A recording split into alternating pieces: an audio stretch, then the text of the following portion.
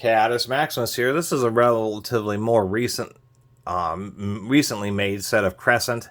If we can just get the number, I think those are 542-7 7-inch side cutters. These are just regular general purpose side cutters. We can see that they're using laser etching, so we know that they made in the last probably 10 or 20 years. That's when laser etching started really becoming common, start marking tools. These don't actually have plastic on the handles. These are still when they were American made. I don't know if they still are. I think they're halfway decent. They're entirely carbon finished, and then they did some sanding, which I think is a little bit interesting. I would have preferred them just leave them all carbon finished and then done a stamping.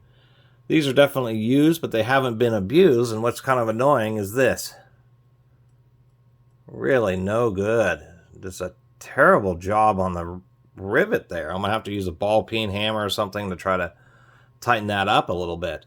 And what I mean by not abused is if we look at these jaws, they've definitely been used, but there's like no nicks, no little notches. That's like the most infamous thing. People are cutting stuff that's too hard or something like that, but we can just look. These jaws are just about in perfect condition.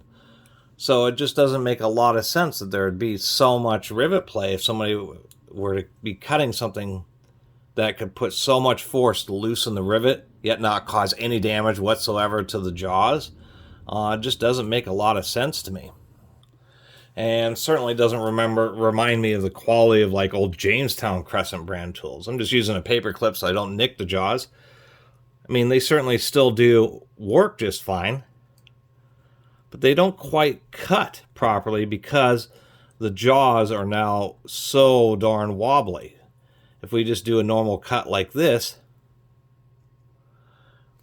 it's actually not quite getting all the way through the material. It's leaving just a little bit of material there, not just snipping them off. If I try to make an effort to actually make the cut and hold the jaws the other direction, it's actually kind of difficult. Let me try it this way.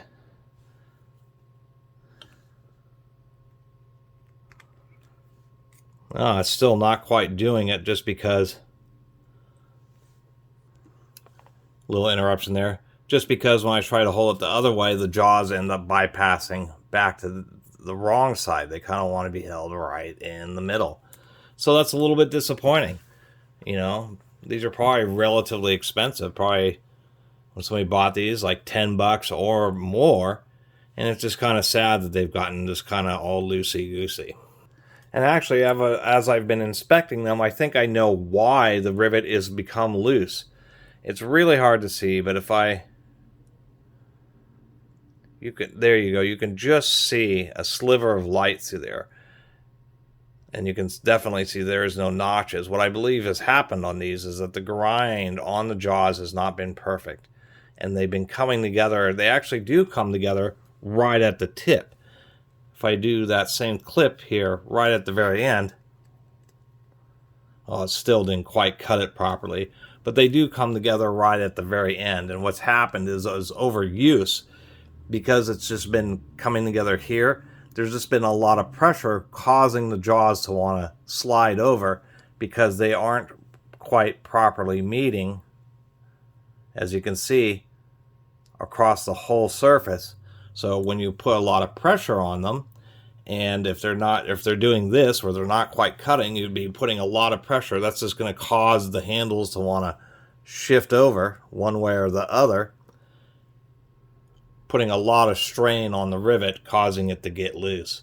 So essentially, I would say it was just because of a slightly bad grind, caused these to wear out prematurely. And it's just kind of sad because they were Crescent USAs and they shouldn't have had that issue. But really, for something like that was this situation where side cutters really should cut, just snap, particularly like a paper clip should just easily snap it clean. It was a little disappointing. So I'll probably just, end up donating these and somebody else can use them, or maybe put them in my junk toolbox or something. Anyway, really appreciate everybody who's been watching and subscribing. If you haven't subscribed, please do. Till next time, Catus Maximus out.